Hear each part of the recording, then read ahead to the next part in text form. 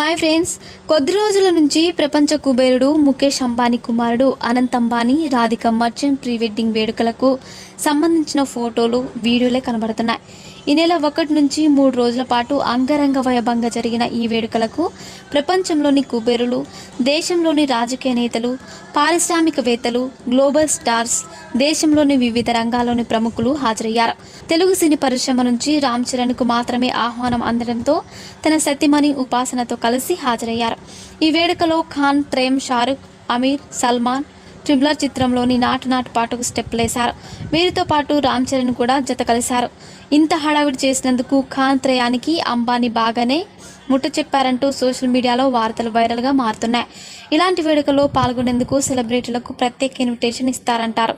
ఇలా హాజరు కావడానికి కోట్లాది రూపాయలు తీసుకుంటారనే వార్తలు వస్తుంటాయి. పాపులర్ పాప్ సింగర్ రిహానేకు 54 కోట్ల నుంచి